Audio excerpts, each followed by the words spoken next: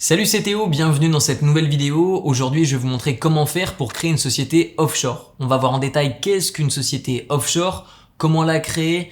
Je vais vous montrer les différentes juridictions dans lesquelles j'ai eu une entreprise ou j'ai aujourd'hui une entreprise. Je vais vous parler également d'informations qui sont importantes dans le cadre légal de la création d'entreprises offshore, les avantages et les inconvénients des différentes juridictions. Donc je vais vous parler de Dubaï, je vais vous parler des US, je vais vous parler de Hong Kong, je vais vous parler des Royaumes-Unis, je vais vous parler de l'Irlande et je vais vous parler de l'Estonie. C'est une entreprise qui va être dans un lieu différent, une domiciliation différente que votre résidence fiscale. Je vous donne un exemple concret. Vous êtes français, vous êtes expatrié par exemple au Panama et vous avez une entreprise qui est par exemple à Hong Kong et cette entreprise a des clients en France. Donc la société offshore, c'est ni plus ni moins qu'un moyen d'avoir une imposition qui est extrêmement légère, voire nulle et qui a généralement des clients qui sont en dehors de sa domiciliation. Pourquoi ? Pour la simple et bonne raison qu'il y a des juridictions dans le monde qui n'imposent pas les revenus qui sont générés offshore. Par exemple, une entreprise à Hong Kong qui effectue des bénéfices en dehors de Hong Kong, eh bien ces revenus ne sont pas imposés. Ce sont des revenus qu'on appelle offshore, qui sont en dehors du territoire sur lequel est domiciliée l'entreprise. Alors contrairement à ce que je continue d'entendre, que ce soit dans les médias ou de la bouche de débutants, eh bien les entreprises offshore sont 100% légales.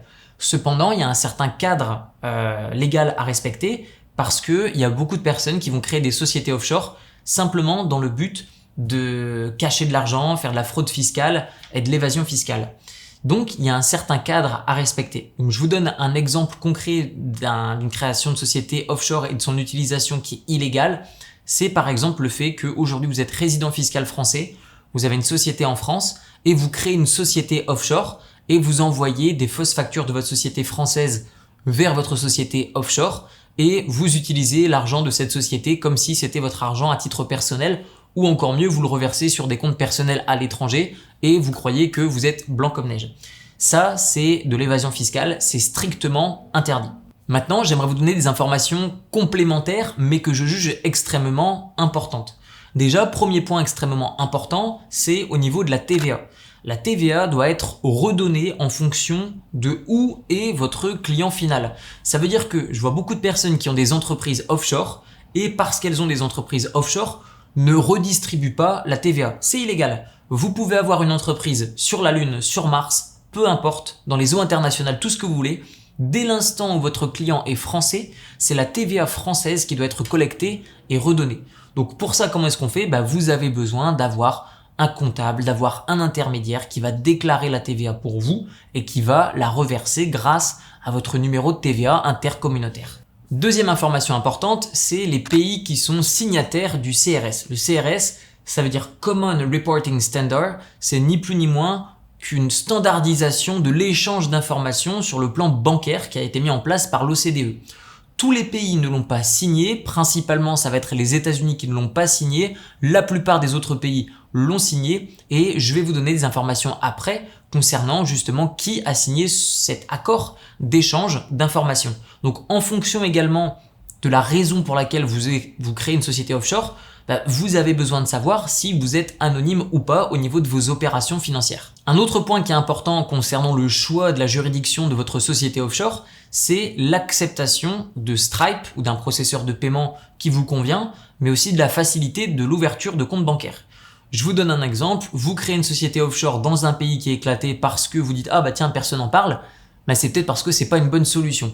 Je vous donne l'exemple du Belize, où c'est facile d'ouvrir une société, c'est facile d'ouvrir un compte bancaire, mais Stripe, par exemple, si vous en avez besoin, comme processeur de paiement, ne va pas, par exemple, vous accepter. Si, par exemple, vous créez une société à Hong Kong, les comptes bancaires vont être davantage compliqués à ouvrir. Par contre, vous allez pouvoir être accepté par Stripe. Donc vous voyez, il y a vraiment d'autres points que ceux que je viens de vous évoquer qui sont à prendre en compte, notamment la facilité de l'ouverture de compte bancaire, mais aussi le fait que les outils que vous souhaitez utiliser fonctionnent avec une juridiction que vous avez choisie. Vous avez également un autre critère qui est important, c'est la devise qui est utilisée. Évidemment, si vos clients sont par exemple français et que vous avez une société aux États-Unis ou à Hong Kong, eux n'utilisent pas des euros. Et donc de ce fait, lorsque quelqu'un va vous payer en euros, automatiquement, le processeur de paiement de votre choix va ni plus ni moins que transformer la devise que vous allez recevoir dans la devise de la juridiction que vous avez choisie. Et donc de ce fait, il faut prévoir ce fameux taux de change. Donc encore une fois, vous pouvez gagner de l'argent en ayant une société offshore. Cependant, vous devez aussi prendre en compte ce taux de change sur lequel il y aura ce qu'on appelle un spread et des frais qui vont être appliqués. C'est ni plus ni moins que la commission que va prendre le processeur de paiement ou le système de banking que vous allez choisir, qui va ni plus ni moins que vous envoyer les bénéfices ou le chiffre d'affaires de votre activité. Vérifiez également les conventions de non-double imposition. Beaucoup de personnes ne comprennent pas ce concept de non-double imposition. Ce qu'ils entendent, c'est ce qu'ils veulent entendre, qui est la non-imposition. Mais une convention de non-double imposition, c'est ni plus ni moins qu'un crédit d'impôt. Je vais vous donner un exemple très concret. Il existe une convention de non-double imposition entre la Thaïlande et la France, par exemple. Il en existe plein d'autres. Cette convention de non-double imposition, elle permet d'éviter la double imposition. Par exemple, vous avez un bien immobilier en Thaïlande et vous habitez personnellement en France, eh bien votre bien immobilier va être taxé comme il se doit en fonction de la juridiction qu'il y a en ce moment en Thaïlande. Et si vous vous reversez les revenus, ça va être l'imposition sur le revenu. Cependant, vous aurez un crédit d'impôt sur ce que vous avez déjà payé en Thaïlande. Et donc, ces conventions de non-double imposition n'ont pas pour but de vous exempter d'impôts. Ils ont pour but d'éviter la non-double imposition. Et donc, je vous invite, en fonction de la juridiction que vous avez choisie, à vérifier ces conventions de non-double imposition et à les comprendre. Et enfin, dernière information complémentaire avant de rentrer dans le vif du sujet, c'est que les informations que je vous ai données peuvent changer. En matière de juridiction, en matière de fiscalité d'imposition, les lois changent généralement tous les 2-3 ans, il y a réellement des gros changements. Et donc, vous devez vérifier ça auprès d'un avocat fiscaliste.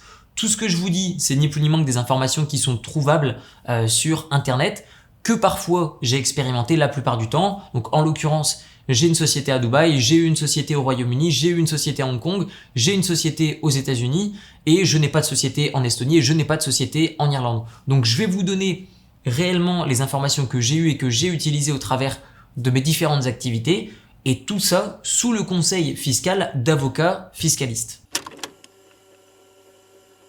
Commençons tout de suite par la création d'une société à Dubaï. Donc vous habitez à Dubaï ou vous n'habitez pas à Dubaï, mais vous avez créé une société. Alors pour moi, les éléments importants que je vais vous donner sont les suivants. 1. Combien ça coûte de créer une entreprise ? 2. Quelle est l'imposition pour les revenus générés en dehors de la juridiction de cette entreprise ? C'est-à-dire, quelle est l'imposition offshore sur vos revenus ? Et enfin, les avantages et les inconvénients de chacune de ces juridictions. Donc commençons déjà par Dubaï. Dubaï, généralement, vous allez payer environ 5 000 € pour la création d'une société. Pourquoi est-ce que c'est généralement pas le cas ? Parce que généralement, ceux qui créent une société à Dubaï veulent ce qui s'appelle le Emirates ID. Et donc à ça va s'ajouter des frais complémentaires. Les frais que je vais vous donner de création d'entreprise au travers de cette vidéo, ce sont des frais via un agent. Ça veut dire qu'en aucun cas, je vous donnerai le prix exact de combien ça coûte de créer une entreprise par vous-même, puisque dans 99% des cas, vous ne le ferez jamais vous-même. Donc, je vous invite à toujours passer par un agent qui va créer l'entreprise pour vous, surtout dans le cas où vous êtes primo-créateur d'entreprise. C'est la première fois que vous créez une entreprise, faites appel à des agents. C'est pour ça que je vais vous communiquer le prix avec des agents. Donc, créer une société à Dubaï avec un Emirates ID, c'est environ 7 500 €. Concernant les revenus offshore, donc les revenus générés en dehors de Dubaï quand vous avez une entreprise à Dubaï, sont de 0%.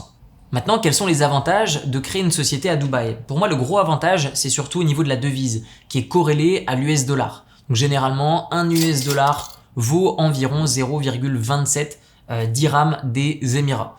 Concernant les inconvénients, ça va être au niveau des frais de maintenance qui seront environ de 2 000 $ par an.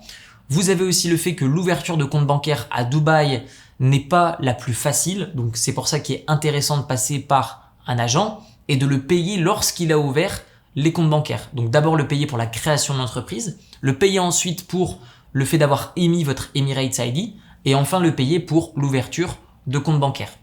Pour moi, l'inconvénient, je dirais, principal de Dubaï, c'est l'ouverture de compte bancaire qui est pas facile, mais aussi parfois la notoriété de l'ouverture du compte bancaire à Dubaï, c'est pas facile de traiter avec certaines juridictions.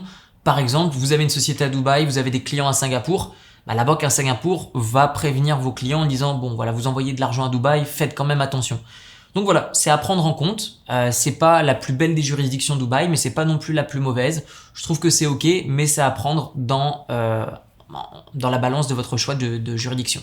Deuxième juridiction, c'est le fait de créer une entreprise aux États-Unis. Alors là, c'est super intéressant parce que vous allez créer une entreprise via un agent, ça va vous coûter environ entre 1000 à 2000 $. Si vous le faites vous-même, ça va vous coûter 300 $. Honnêtement, c'est hyper facile, c'est assez rapide. J'ai créé pas mal d'entreprises, notamment au Delaware. Vous avez d'autres États, parce que le Delaware, c'est de moins en moins bien réputé, surtout sur la scène internationale.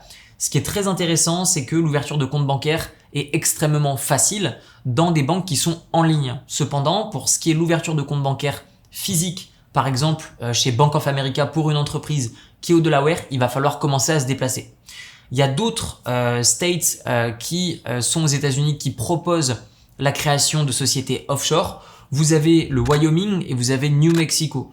Aujourd'hui, si je devais recréer une entreprise aux États-Unis, je créerais une société au Wyoming. Pourquoi ? Parce que c'est moins sur les radars sur le plan et sur la scène internationale.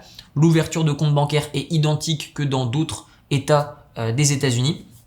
Et je dirais que ce qui est réellement intéressant, c'est le fait qu'ils n'ont pas signé le CRS et donc il y a un anonymat qui est total sur les entreprises et l'activité des comptes bancaires aux États-Unis. Concernant l'imposition des revenus offshore aux États-Unis, on est sur 0% également. Maintenant, on prend l'avion et on se dirige à Hong Kong. Alors, Hong Kong, c'est intéressant sur le papier, mais dans la pratique, ça l'est moins. Vous créez une société à distance qui se situe à Hong Kong, c'est plus ou moins 1000 $, vous pouvez payer moins cher, plus cher, mais bref, c'est dans ces eaux-là. Vous allez avoir 0% d'imposition sur les revenus offshore à la condition que vous ayez été accepté par le programme qui s'appelle Offshore Tax Exemption. Et si vous n'avez pas été accepté et que cette exemption de taxe sur les revenus offshore vous est refusée, eh bien, vous avez payé 1000 $ dans le vent. Il y a aussi le fait que l'ouverture de compte bancaire solides à Hong Kong n'est pas facile. Donc, l'OCBC, il y a aussi UOB, il y a Bank of China, il y a également HSBC. Qui vont vous demander de vous déplacer sur place. Il y a toujours des solutions pour bidouiller, machin truc. Mais honnêtement, j'irai pas créer une société là-bas si je n'avais pas d'intérêt économique à Hong Kong ou en Chine. L'avantage pour moi de créer une société à Hong Kong, c'est la stabilité de la monnaie puisque le Hong Kong dollar est pégé sur l'US dollar. Donc un US dollar égale 0,13 Hong Kong dollars. Et donc ce qui vous permet de stocker finalement, de capitaliser sur votre entreprise avec une monnaie étrangère sans payer des frais à chaque fois et avoir une certaine stabilité. Et maintenant, nous nous rendons au Royaume-Uni. Et oui, au Royaume-Uni, on peut créer une société offshore et c'est même extrêmement avantageux. Alors, vous avez plusieurs types de sociétés en Angleterre, je vais en citer que deux. La première, c'est la LLP et la deuxième, c'est la LTD. La LTD, la plupart du temps, ça ne vous conviendra pas, surtout pour la création d'une société offshore. La LLP va davantage vous intéresser. Alors, sur les revenus offshore d'une LLP au Royaume-Uni, on est bien à 0%. Pour la LTD, vous serez à 19%, donc oubliez-le. Notez que la création d'une entreprise, ça peut se faire facilement et pour une fois en ligne sans un agent et ça va vous coûter moins de 200 €. Extrêmement intéressant. Notez que la gestion de l'entreprise et le renouvellement va vous coûter environ 500 € par an, donc un peu plus cher, mais ça reste beaucoup moins cher que les autres juridictions, comme par exemple Dubaï où ce sera plus aux alentours de 2000 à 3000 $ par an. Le gros avantage que je vois au Royaume-Uni, c'est le fait que la création et la gestion d'entreprise ne coûtent pas cher, le fait que le pays est solide, le fait que l'ouverture de compte bancaire soit facile, mais je dirais que l'inconvénient, c'est depuis qu'ils ont décidé de quitter l'Europe, eh bien, la monnaie a tendance à avoir plus de volatilité, donc il faudra prendre ça en compte dans le fait que parfois, vous vous sentirez plus à l'aise que de changer, de convertir votre devise dans une devise qui vous conviendra davantage. Et maintenant, nous nous déplaçons chez nos voisins irlandais avec seulement 500 € en poche. Vous pouvez créer une société en Irlande à responsabilité limitée et vous allez avoir une imposition sur les revenus offshore de 12,5%. Et là, je sais ce que vous dites. Mais pourquoi je vais créer une entreprise en Irlande qui va me taxer 12,5% quand je peux créer une société à Hong Kong, à Dubaï, etc. qui va m'imposer à 0%? Eh bien, c'est surtout pour la réputation sur la scène internationale d'avoir une entreprise en Irlande, surtout pour la revente. Je vous donne un exemple. Vous avez créé un gros business, votre entreprise est située au Wyoming et vous souhaitez revendre votre entreprise. Eh bien, elle ne sera pas évaluée de la même manière que si votre entreprise payait des taxes et était située en Irlande. Donc, vous voyez qu'en fonction de votre projet, mais également où se trouvent vos clients et vos intérêts économiques, vous avez différents choix qui vont faire porter justement votre décision sur telle ou telle juridiction. Le gros avantage que je vois à la création et l'ouverture de compte bancaire en Irlande, c'est qu'ils utilisent l'euro. Et donc de ce fait, vous n'avez pas de frais de change puisque vous n'avez pas besoin de changer dans l'immédiat les revenus que vous allez encaisser. Notez également que tous les processeurs de paiement acceptent l'Irlande. C'est une place qui est connue et reconnue sur la scène internationale. Et enfin, je dirais que l'inconvénient d'une société en Irlande, c'est l'imposition progressive sur le dividende que vous allez vous reverser. Donc encore une fois, l'Irlande peut vraiment rentrer dans un cas en particulier. L'exemple 2, vous créez un gros business et vous n'avez pas besoin de vous reverser des dividendes. Typiquement, c'est le cas classique de quelqu'un qui va créer une société en Irlande. Et on enfile sa doudoune et on se dirige en Estonie pour créer une petite société offshore. Pour moi, l'Estonie, c'est vraiment surcoté. Je vais vous le dire dans un instant pourquoi. Alors oui, ça coûte que 500 € de créer une entreprise. Oui, ils utilisent l'euro, donc vous n'avez pas de frais de change. Oui, vous avez une imposition à 0% sur les revenus de votre entreprise. Mais l'énorme inconvénient, c'est que vous allez payer 20% sur les dividendes que vous vous reversez à titre personnel. Et donc la finalité, finalement, de tout ça, c'est quand même à un moment donné que de pouvoir profiter de son argent. Sauf si vous avez aucune ambition que d'utiliser votre argent que vous faites au sein d'une entreprise, il faut prendre en compte l'imposition globale en fin de chaîne. Et donc si vous ne calculez pas ça, eh bien typiquement vous allez vous rendre en Estonie avec beaucoup d'attentes, des yeux énormes, et le jour où vous allez vous reverser des dividendes, votre comptable va rajouter une petite ligne imposition, et à ce moment-là vous allez vous dire qu'est-ce que je fais avec une entreprise en Estonie. Et donc tout ça fait que, pour ma part, je ne trouve pas intéressant du tout la création d'entreprises en Estonie.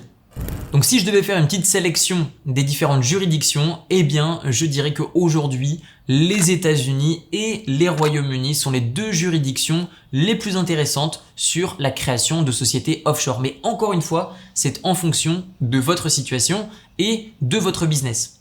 Maintenant, si vous souhaitez rencontrer des gens qui, tout comme vous, tout comme moi, créent des sociétés offshore, ouvrent des comptes bancaires à l'étranger, voyagent, font du e-commerce, investissent dans l'immobilier, investissent en bourse, font du private equity, etc. Je vous invite à cliquer sur le lien qui est dans la description de la vidéo. Vous allez pouvoir rejoindre un Discord sur lequel on se réunit et on échange sur des sujets qui sont peu discutés en ligne publiquement. Tout ça, c'est dans la description de la vidéo. Je vous dis à très bientôt. Prenez soin de vous. Ciao, ciao.